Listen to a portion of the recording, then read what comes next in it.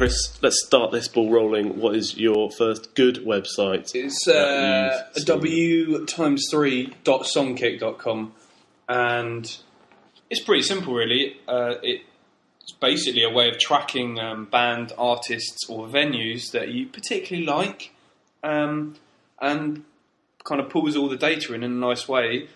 Gives you a little calendar, so you can check out your upcoming events, you can see how many people are going. It'll also take you through to get tickets for the event if you don't already have them.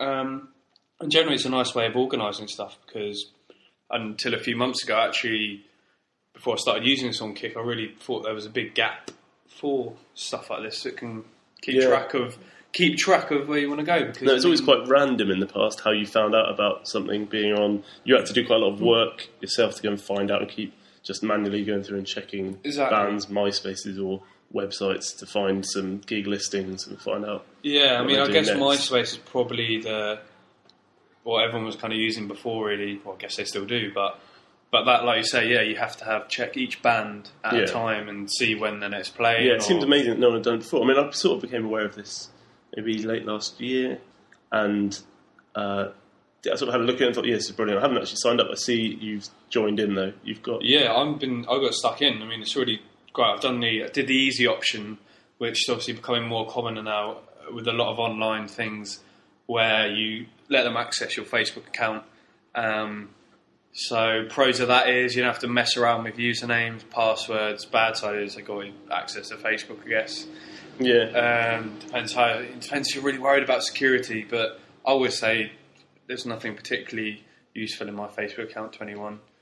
Yeah, exactly. I don't know what they're going to. That's the thing. Apart from when they just spam everyone. That's the thing. I mean, you can actually embrace the web a lot with all these things if you just sort of make sure you strip back most of the personal. Basically don't use Facebook for personal information. If you are, you're kind of an idiot because there's no reason to do it. Strip out all the personal information. Just use it for banter and photos, and then you can. What are you worried about losing if someone knows about it? Or there's nothing you're going to really want. No, it seems good.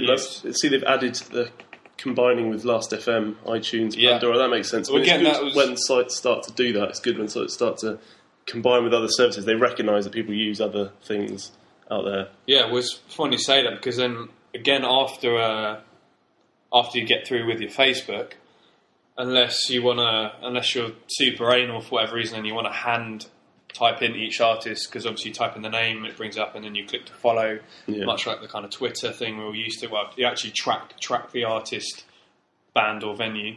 But yeah, you can you add your Last.fm name, it'll pull all those bands in, or it'll go look through your iTunes and again pull everything in. So I mean, I've added maybe 5 to 10 by hand. It's pretty much got all the things you want, or I want. And then is this just an extension to Last.fm then, really? If you just use Last.fm, basically, and then this will just feed in? I looked into it, and Songkick's actually fun. You know that Mr. Last.fm fun stuff? Yeah. He's just done this, I think. And they've just released an app, apparently. And then every time I think of something, they bloody do it. Because I thought, this is good, but if you forget to open this in a fresh tab and kind of keep it open all the time, because stuff is added daily. And another little key thing that's nice is you can actually, it isn't just done by those shady promoters and stuff. You can actually add events yourself. So if there's something you're doing for a mate, or you do have that space as well. Yeah. But you've got, what was I going to say? The app. Oh, the app, yeah.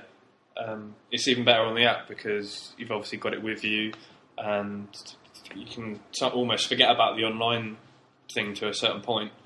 Because it can still take you through to buying tickets, you can kind of highlight to yourself if you're going. I haven't actually seen if it'll kind of sync to any kind of calendar you've got already running on your phone. That could be pretty cool.